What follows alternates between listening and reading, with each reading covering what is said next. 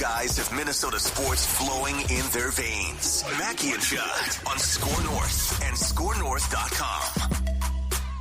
And welcome in to the Mackie and Judd movie review franchise. Movie reviews with Mackie and Judd. If you haven't already, we put all of the movie reviews we've been doing since 2020. So we've been doing these for like three and a half years. We put them all in a podcast feed for the first time. So if you want to binge listen, a lot of people are asking about like, hey, you should do this movie, that movie, and we've done some of them before. Movie reviews with Mackie and Judd, Apple, Spotify, SKORNorth.com, and the app. And while you're there, if you could give us a 5-star rating and a positive review, then there we go. There's a new function on our back end that it loops. It loops if I don't check the box. That's different now. So make sure you check that box so we don't get interrupted with this Mighty Ducks 2 movie review that we're about to do. So we've got Action Movie Rewind, Rom-Com Rewind, and we've got Sports Movie Rewind, which is where the wheel has landed. 1994, Mighty Ducks 2. Have you guys seen this movie before? Oh, yeah. This was a regular rental for me at Blockbuster. Me too, as a kid. Regular. Yeah. No. Judd, this was your first time? Yes. Wow, and as a man who loves international hockey and junior hockey, this is going to be great. So here's the summary of D2. An international competition for junior league hockey teams is being held in Los Angeles. Oh, here we go. Look at Coach, oh, he's got it on. Let's go. Let's go. Look at this guy. Quack. Love it. Quack. Quack. Quack. Quack. Quack. He's got the Mighty Ducks. This is great, isn't it? 90s jersey on. I love this. They brought these back too. The Ducks are bringing these ones back for this season, actually. So it's a very nice one. It's big, but it's a good jersey. They are.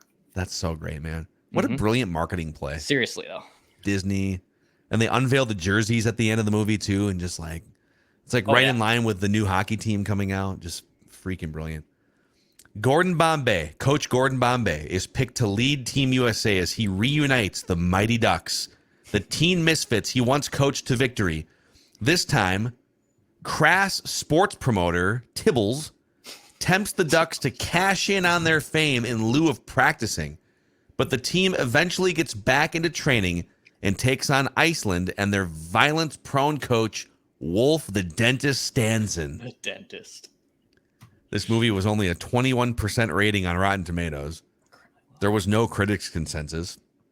We don't know what the budget was, but it did generate $46 million at the box office, starring Emilio Estevez, Joshua Jackson, Kenan Thompson, a young Kenan Thompson. Knuckle puck. But I think this is before his Nickelodeon fame and certainly before his like 20-year run on SNL. And then some other like kid stars that like Benny the Jet Rodriguez from The Sandlot was the fast skater guy in this movie. So with that, we'll send it over to Judd here. Well, we go through the room here and give our statements on these movies. So what's your first statement about Mighty Ducks 2, Judd? This film, of all the films we've done, and I'm talking all genres, might be the laziest and biggest cash grab that I have ever seen from everybody. What? It is. So this film, in fact, I looked up the timing here. This film debuted on March the 25th of 1994. The Ducks' first season, and at that time it was the Mighty Ducks of Anaheim, was 93-94. Disney, which by the way is the entity that stopped Norm Green from moving the North Stars to Anaheim because they're like, we can cash in on this. Disney basically said, come up with a sequel. We don't care.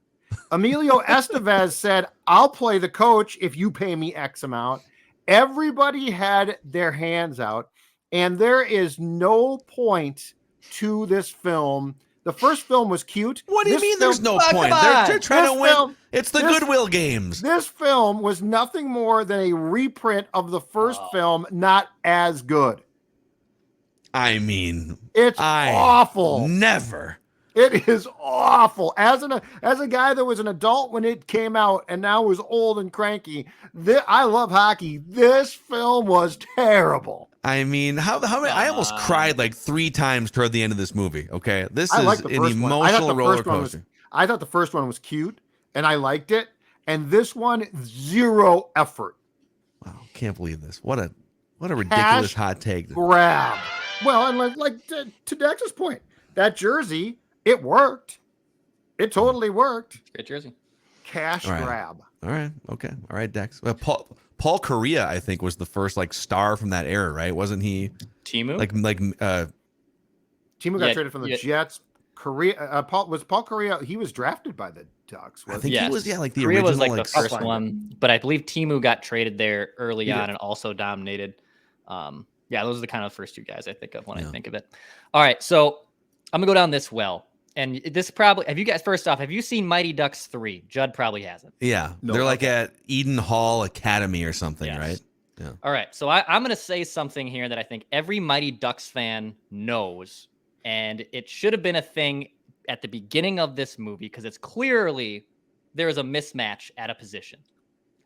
Julie the Cat is by far the better goaltender for this team. Goldberg, Goldberg is clearly Devin Dubnyk. All right, Goldberg, they just rely on Goldberg. He's out of shape too, he's a slob. Julie the Cat is Marty Brodeur just sitting on the bench. Yep. Okay, she is the better goaltender. It's not even close. They only bring her in for the shootout save. She goes in there and says, "Hey, coach, I flew all the way out here from Maine. I left my national team. I got the glove. You saw it in practice. I'm the better goaltender." Oh, I can't pull Dubnyk. Yes, you can, Coach Bombay. Julie the Cat is far and away the better goaltender, and it's a shame she is not used until the last shot in the shootout. But can I say, much like Declan's, Greg Joseph didn't cost the Vikings any games take from last year, therefore they don't have a kicking problem. I don't think Goldberg cost them anything in the tournament. He let in 7 goals in the first time they played Iceland. 14-1, right? Yes. Or 12-1. I don't think the denominator there. So you're saying they win that game 1-0? 12-1, right? I say it's a lot better. Were you keeping score of that game? 12-1. 12-1. I've got the score written down right here. I'm saying they lose that first game against Iceland with either goalie. No. And now here's what I'll give you. They probably don't fall down 4-1 or 4-0 and 5-2 in the next matchup with Iceland. But if Julie the Cat's in that game, they probably just win easier in the championship, right? Here's what I don't get though. In the laziness that is this film and their hope to sway kids to buy the merch and to create hockey fans. This is a Disney just came down with their spaceship and said, "Okay, we're going to create." Why wouldn't you have Julie the Cat replace Goldberg early on? Yes. Because that's going to draw more girls in at the time. They messed up. Now, spoiler alert in MD3, she is the starter. She's the starting goaltender in the third one. And Goldberg's there too, but as a backup, right? As the backup. The decision's finally been made correctly, but she should have been the starting goalie. Yeah, I would have had her start just to draw more girls in. Yeah. Because there's a girl on the team who's a forward, right? Yeah, she scores a crucial goal in the championship game. Because Connie. She was in the first Connie, come on. Connie. Okay. I'm sorry. Okay. I agree. Okay. There's so many statements here. I question the scouting approach for Team USA. I've got this down. Yeah. Okay. So first of all, now I get that you're going to over-index. Minnesota obviously has a lot of hockey players. So you're probably going to over-index pulling hockey players from Minnesota. More than half of this team is pulled from one district in Minneapolis. That sucked. That was terrible and kind of ragtag together in the first movie. Yes. And all of a sudden that team, you're not pulling players from International Falls. You're not pulling players from other cities around the Twin Cities. There's not a player from Minnetonka or Eden Prairie or something in the mix. No, they're all from the one. Well, there is Adam Banks from Edina. Adam Banks is back because of the way the district lines are drawn. Yeah, you're right. I agree with you. And then among the other players, again, this is Team USA. This is the best young hockey players in the country, right? And you have a player on your team who can't stop before hitting the boards. Yeah. Okay. And then you're also pulling a random dude from a skate park in the middle of the tournament to be one of your top forwards. So right. I just feel listen, the scouting approach for Team USA here, something's got to change from the top. Well, how about how Bombay just goes and, hey, let's just get the Ducks back together, because it's no, you're coaching a U.S. team now. I agree completely. it was an affront to scouting. Like it would be like if Herb Brooks took his golfer team that he coached here and made that the Olympic team. Or would it be like if 80. Herb Brooks coached up like Augsburg to have a hockey team, and they somehow like went to the Frozen Four and then brought that team to well, it just made no sense. Yeah, it made no sense. And this is not a statement, but here's my question. They had an easy in for like some tough cuts, right? Like just as a storyline. Like Aberman. He's decisions. getting blown off the line on every face-off. The guy's getting blown off the line. And that would have been a good little, life lesson. Things change. We actually had one of those. So Charlie Conway this is the other thing. Well, Charlie Conway, he was the best player on the ragtag team next to Adam Banks, right? And then all of a sudden he's like, oh, I won't play. He's so like disposable that you can just be like, all right, it's the best thing for the team that Charlie Conway, one of the best players, is going to coach in the championship game, right? No, you're right. I think maybe you could take the kid from the skate park and say, hey, it was fun, that knuckle puck thing, but like you're not going to dress because Adam Banks is healthy this morning. But then he can't dress as the goaltender and have the surprise knuckle, which also Again, why you had to disguise Goldberg as someone else. The goaltending plan here is my biggest flaw. No, you're right. That's amazing. Okay. I think we're back to Judd here. Okay, here's my next statement. A lot of statements from this one, too. Gordon Bombay is not fit to coach kids. Okay? Yeah, okay. We all have. Need I remind you, in the first one, he is this former washed-up lawyer, who goes out and gets sloshed. Yeah. Gets pulled over, gets a Dewey, and then is forced to coach kids. Okay, that's questionable. Like if my daughter came home and said, my coach had, gotten in some trouble, I'd be like, okay, that's questionable. But he turns it around, right? And then he becomes a raging a-hole as a coach. And then, that's the first one. The team walks out, and then he realizes the error of his Gordon Bombay ways. Okay, that's the first one. The second one, Gordon Bombay, again, now he's gone back to playing, suffers an career-ending injury that's not that bad, by the way, because he can skate just fine like 2 weeks after. But then more importantly, does all the same things again. Yeah. And then when he finally finds God again as far as coaching, he shows up late to an international competition game. In which an elimination game. It's an elimination game. He's just gone. When he comes in blowing the quack thing, he's late to the game, and they had to get that tutor to coach them. He is not fit to coach. Gordon Bombay. The note I had in this same vein was he needs therapy. Like he's all over the place, man. Like relationships, personal. He's flying off the handle. He's like a split personality. He either needs like medication or therapy or something. And by the way, he didn't start scouting Iceland until like the day before their last game, right? Yeah. I love how they do like all right, classic. Now we're going to do like a training montage. Like how many days are between games? It's probably like a day off, right? A day off, and now we're going to hit the treadmill and scout. And like he's everything. He's so out of touch that the tutor actually gives the team a day off, and he's not aware of it till he shows up for practice. Yeah. And then he's trying to hit on the Iceland assistant coach. And he needs help. Get Gordon Bombay help. Dude, he needs some therapy. Absolutely needs some therapy, for sure.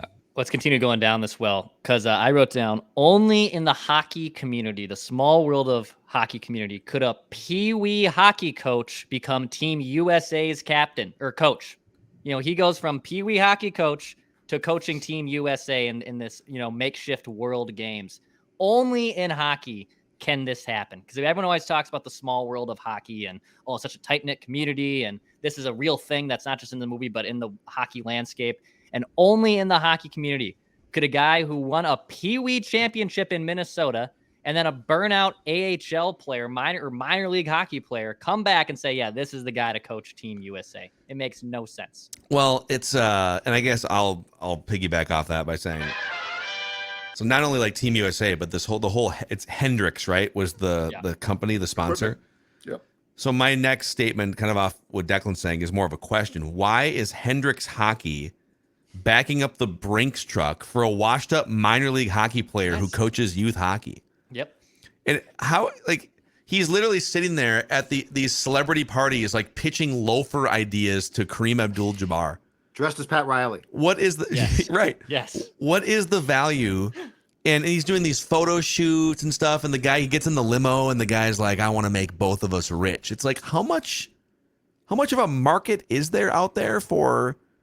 And we don't know what the contract was for, but it was like probably for millions of dollars, right? Is a Goodwill Games U.S. hockey coach with no prior like NHL track record worth millions in endorsements?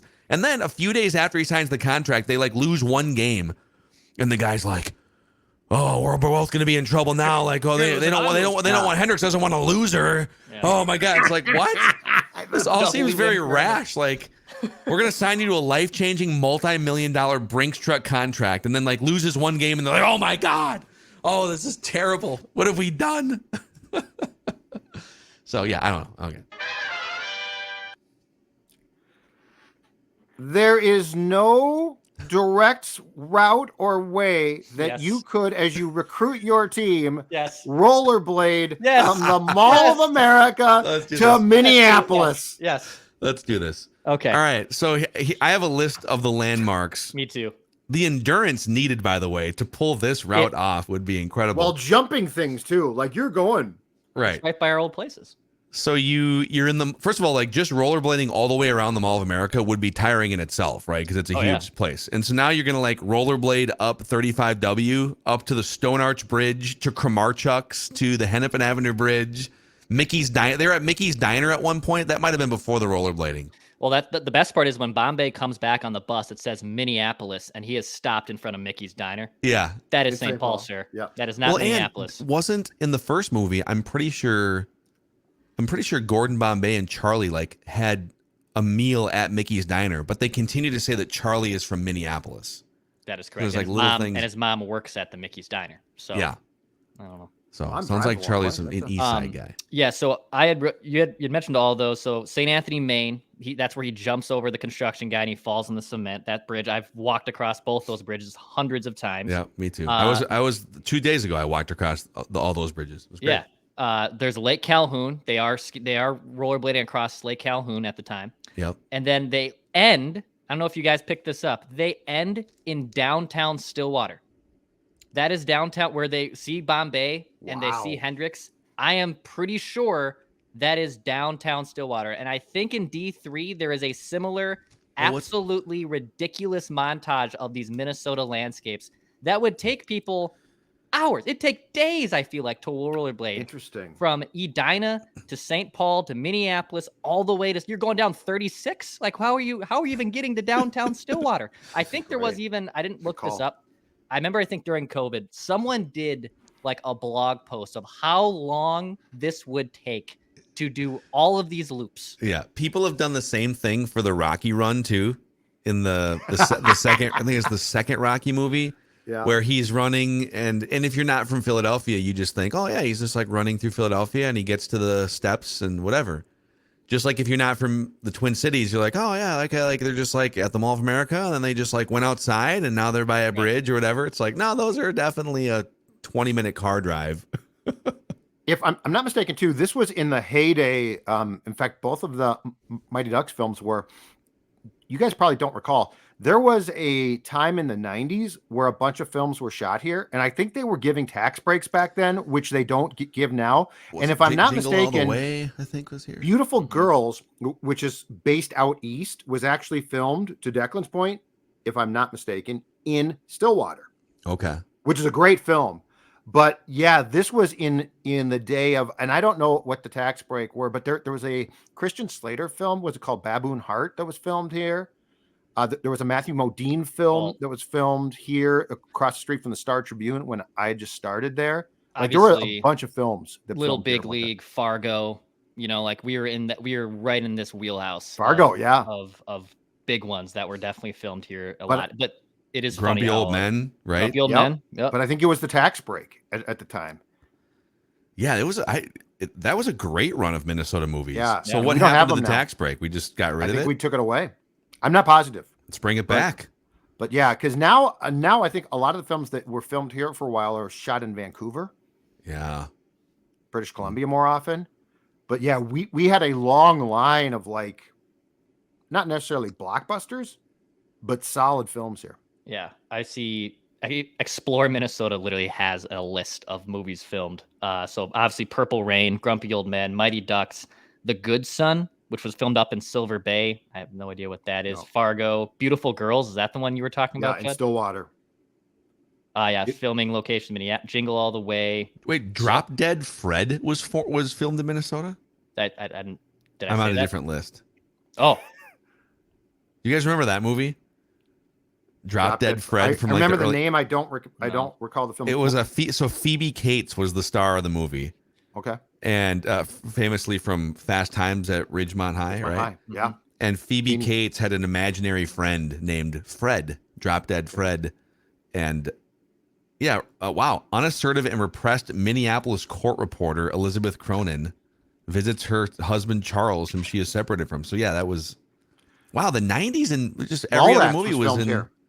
Okay. At Eden Prairie Center with Shannon Doherty. Yep. Mm-hmm. Interesting. Back when EP was empty, basically, at the time. All right, back to Declan here. All right. Yeah, other Minnesota landscapes too that I wrote these down, especially during the opening montage when Bombay is still playing minor league hockey. I don't know if you guys saw these, but I saw the following advertisements. I saw City Pages. Yep. I saw Mystic Lake Casino. Oh, wow. I don't know if Greyhound is based in Minnesota, but I always just assume it is. I'm not 100% sure on that, but I've seen obviously a lot of Minnesota. They could be based somewhere else. I'm pretty sure, Judd, I tried to pause it, but the Disney Plus app side rant is kind of terrible for intuitive. But I think I saw Minnesota Hockey Magazine as a backboard drop behind the net at one point in that opening. Oh, really? Montage. I think I did. That's there was a Pioneer Press newspaper stand early. Strip. There was when Bombay in the clippings. Yeah, the clippings. Yep. At one point, there's a feature. I paused it. There was a North Star feature on Pat Forcia, and then there was actually a clipping from North Star's move to Dallas becomes official or something from the Star Tribune. That was uplifting to see. It was. But yeah, there was and then I think the other clipping was the Star Tribune, but it had a story about the Ducks. Yeah. It kind of felt like we never really lost hockey with those three Mighty Ducks movies. Kind of filled that gap between the North Stars and the Wild. Stop. Kind of filled that gap. And I guess a side statement in it, because Bombay says this after he gets back and he's like sharpening the skates with Hans. He calls St. Paul a rink-a-dink town, And as someone who was born and bred in St. Paul, I don't know if I can call St. Paul a rink-a-dink town. I think greater Minnesota area for sure, and outside. It'd be like calling Duluth a rink-a-dink town, which Declan fully agrees with, by the way. Yeah, that's okay. Another thing, so that Miss McKay or whatever her name was, she said she's from Duluth, but doesn't she teach in the Twin Cities? She teaches them in the Twin Cities. So is she commuting from Duluth every day? No, I think she was saying she's born in Duluth. And she had, I don't know if she's actually from Minnesota, that actress, but she had the Duluth accent nailed down. I'm from Duluth, Minnesota. Yeah. When they do the roll calls. Catherine Erb, who was in Criminal Intent for a long time, as Vincent D'Onofrio's partner. Okay. She was a character actor at the time, but yeah, she did have she clearly had gone to the same school that Buscemi went to for the Fargo accent. You're right. All right. I have at least one more here. Somebody may need to check the birth certificates for Team Iceland. Why was Team Iceland? They look like college players compared to the Ducks, Team USA. Yep. Right? You know why? Because they scouted for a team, Phil. They actually did their due diligence. I think originally, too, I saw this in one of the footnotes, that it was maybe going to be Russia, USA versus Russia, the 1980 Miracle, but that Disney didn't want to get into real life sort of conflict area, so they chose Iceland instead to make it just a little bit less realistic. And those kids all look like they were 35 years old, facial hair and stuff.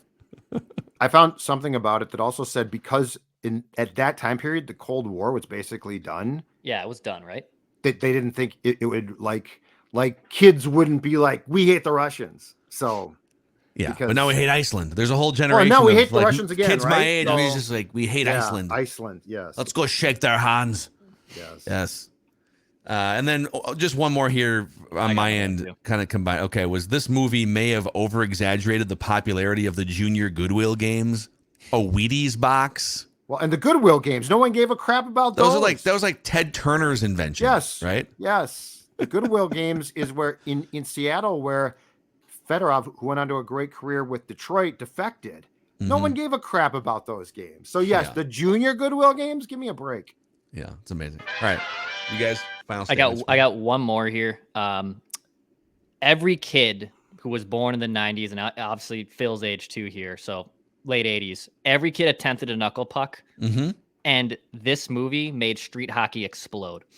I'm going to make it. I don't know. And Judd, I'm sure you played street hockey when you were a kid. I'm not sure if you did. I did. But this movie alone, I think, probably did so much awareness for how awesome street hockey was with those Franklin hockey balls, the street hockey nets, the gear. I had so much of that stuff. I never played real hockey, but I played a ton of street hockey in the neighborhood. It's one of like my fondest memories as a kid, and this movie definitely laid the foundation for that. You're 100% right, and I'm the same way. Like I never really played ice hockey organized as a kid, but played a ton of street hockey with cousins and friends, and and then like floor hockey in Fayed too. I think was a big thing, and everyone tried the knuckle puck. Everyone. It was like, oh yeah.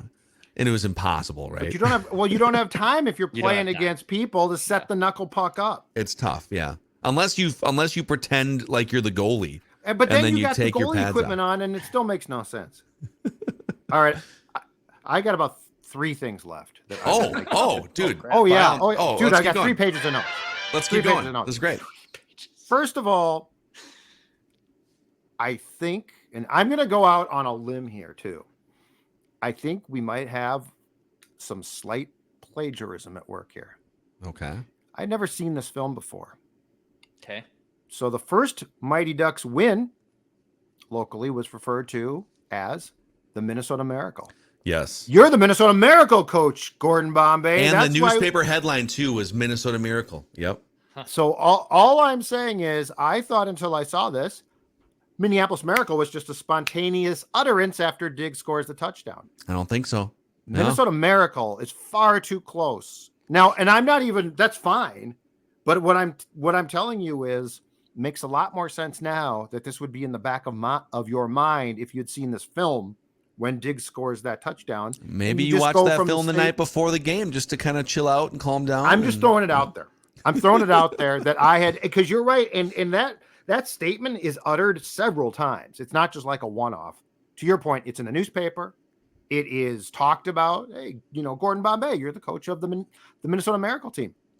All right. I had forgotten about that until I rewatched this. That was definitely a thing. So everything is borrowed or riffed off of. There's nothing really original anymore. So. Yep. Okay. Gordon Bombay, and this goes to Declan's point about the goaltending as well. But Gordon Bombay is just also a terrible coach. Adam Banks is one of your best players. Why does he go so late in the shootout? Ooh, good question. Like he would be one of my first guys to shoot because I want goals early, right? Yeah. Adam Banks, who never complains and miraculously is healed from his broken wrist or I don't know, whatever it is. But he just is like the 6th guy to go in the shootout. It makes no sense. Yeah, Gordon, what are you doing? You're a bad He's also coach. like drying up. He's having Charlie Conway. He's having like a 12-year-old, whatever. What are they, like 14, 13? Yeah. I don't even know. Drop plays for you. If you're in a moment of desperation and a 13-year-old kid on your bench says, hey, what if the rodeo guy flips a puck up in the air and then some other guy like slides in and swings his stick at it? I think you'd have to like draw the line and take the clipboard away from old Chuckster in that situation. All right, here's another one. I don't think, and yes, this film pushed the boundaries of what you could expect, but I don't think that allowing a kid to lasso a player on the ice against Iceland during the actual game is even something that like I can comprehend. Like the two guys who run around too far. The ice. Okay, this is a Disney movie. This is a Disney movie now. Okay, he sends him out there to lasso the guy But by the way, if you think that the Duluth accent was bad, Dex, this kid gives the South, hey partner, I'm gonna get you. I mean, come on. This kid put about 2 minutes of work into that accent. But you know what? That whole scene where like they're, the Bash brothers are getting everyone fired up and they're clowning on Team Iceland. And they're hitting the Iceland guys on the bench. Yep, and they don't get tossed. Yeah, they're getting put in the penalty box and stuff. For any hardcore hockey fans out there that say, yeah, like if you're losing in a hockey game, go muck it up so you can regain the momentum. And guys like me are like, well, that's stupid. Just go score goals or whatever. This movie proved guys like me wrong, because the mucking it up and getting the crowd into it and showing that you're not going to get intimidated, I think, really carried over into the third period. Did the Lasso kid, did they even get a too many men penalty for that? Because he goes out there like as the sixth man. Like he gets a lassoing penalty, dude. He gets a lassoing penalty. There's no repercussion. But the other thing I don't get is at the start of the games, there are some exchanges that lead to ejections quickly. Okay, so like the precedent is set, you're going to get kicked out if you do this or that.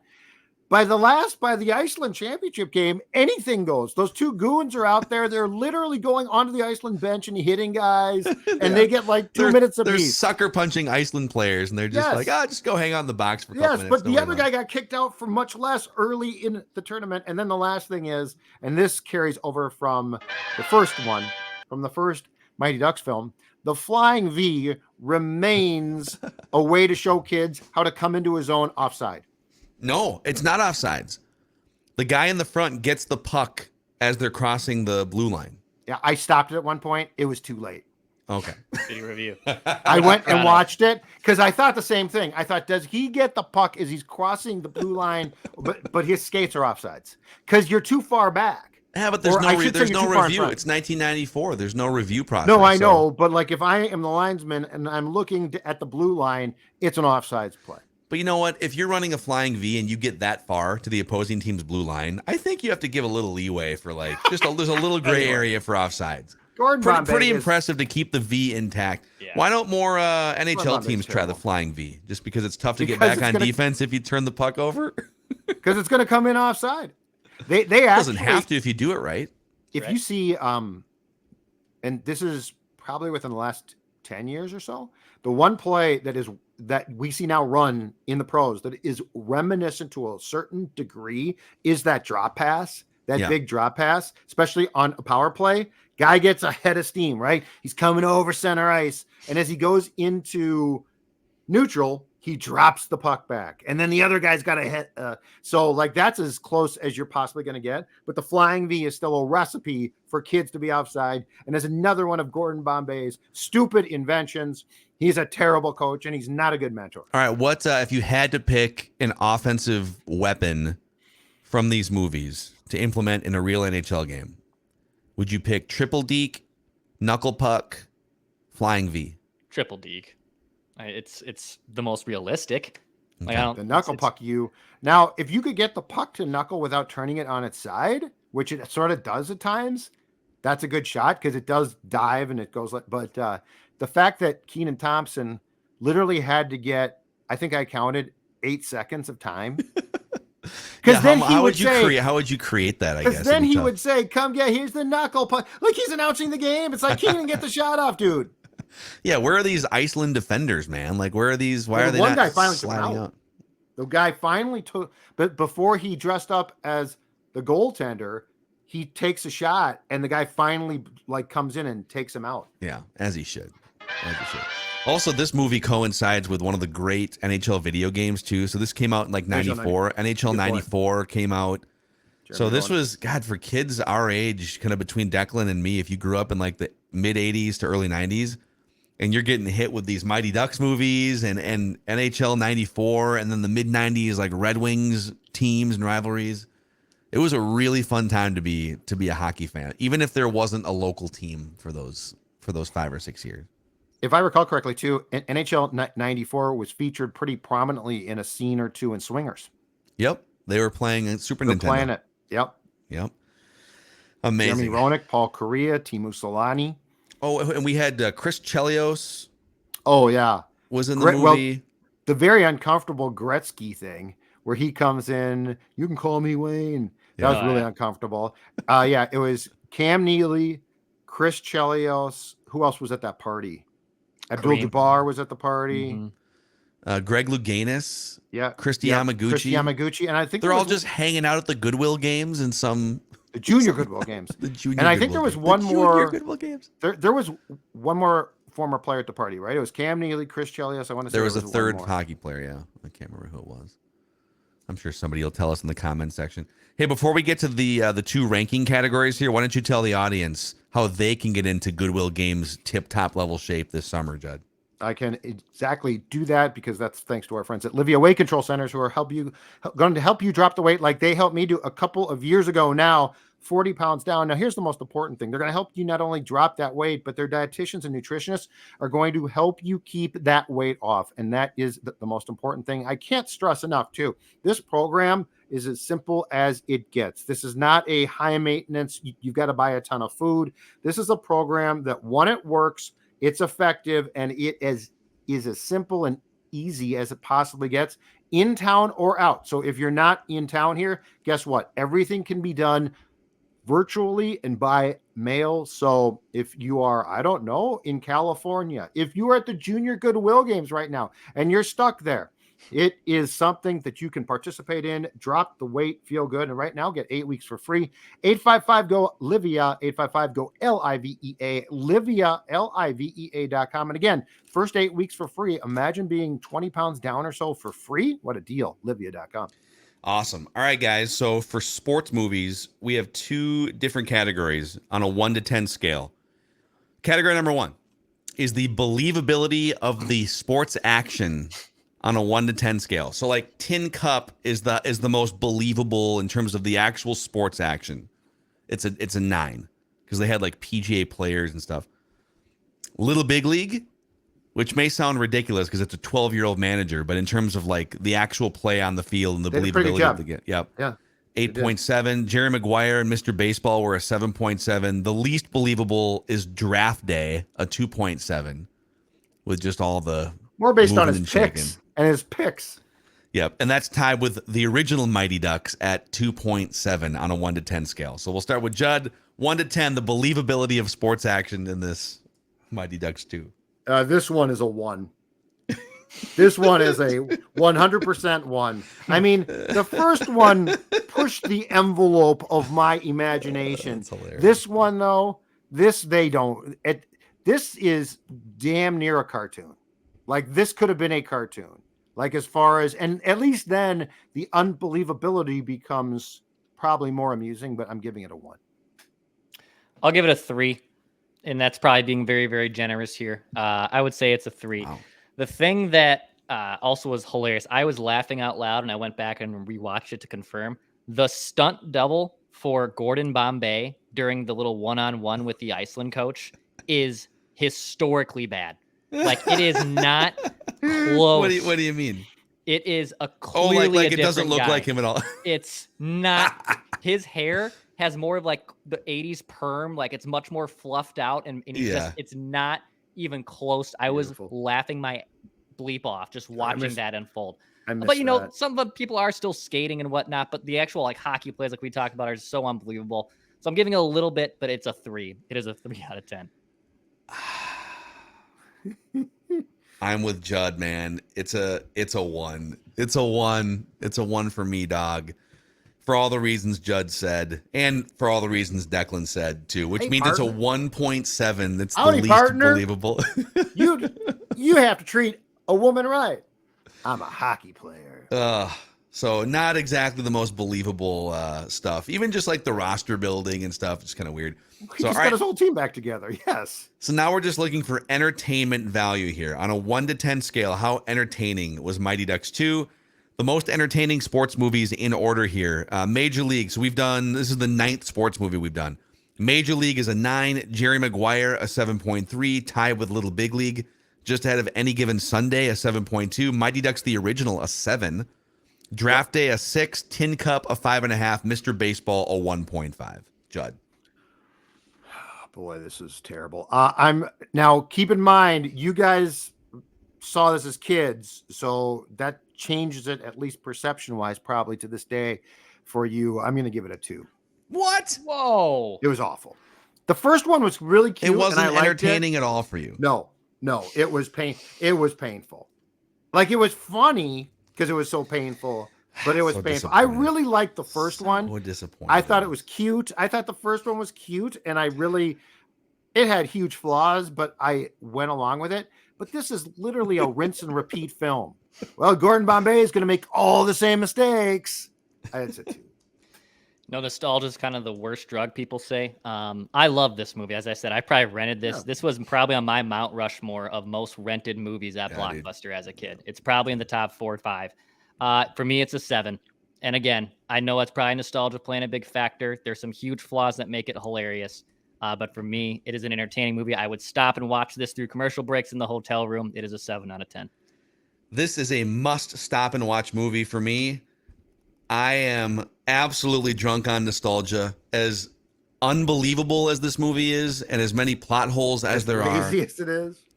I love this movie. It's a 9 in terms of entertainment value. It's a 9. It's even the bad stuff. The bad stuff that you poke holes in, it's all entertaining. All of it.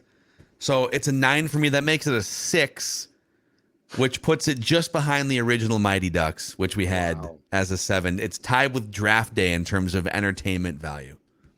Mighty Ducks 2. Let's go. That's an affront to the first one. I actually sort of like the first one. I like both. I like both. We should, at some point, do the third one just to see how low we can. Is the third one as bad as the second one? I think it's the worst of the 3. It's bad. It's not. It doesn't make. And Gordon Bombay's not back, right? He's in it, but he's in it. There's a twist, though. Oh, yeah. I thought there was one he didn't. I thought I read that there was some project he didn't come back for finally.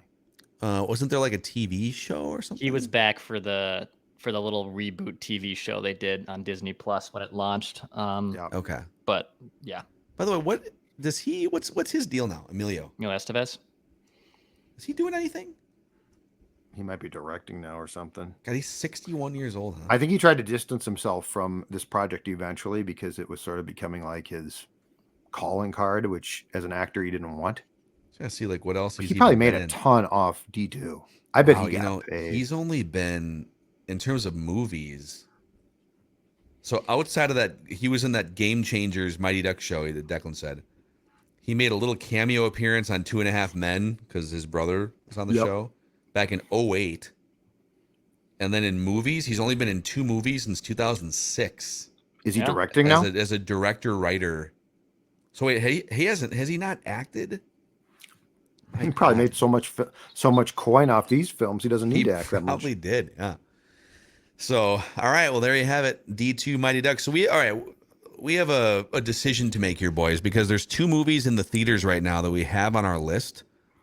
One of them is the new Indiana Jones movie, and then Declan brought to our attention there is a rom-com with Jennifer Lawrence, No Hard Feelings, that would be great for these purposes. So my question for you guys is, are we going to have time in our extremely busy schedules to go see one of these movies between now and next? Can we put like the new Indiana Jones movie on the list here before next Friday? The only issue is we've got Quarterback starting on Wednesday, which that's a good point. Which I'm going to binge. Yeah. So I'm going to be putting in some long, hard hours. So I'm not sure that I want to also commit to going to see a film. No, that's fair. Okay, can we just go further down the list here and we'll do a movie rewind, just not in the theaters? Yeah. Because I think I'll try and watch something on Monday. Okay, we'll go back to the rom-com for What Women Want. I've never seen it. Starring Mel Gibson and in the year Helen 2000. Hunt, right? Yep. What Women Want. It's heavily, I believe it's I've seen a bunch of clips on TikTok.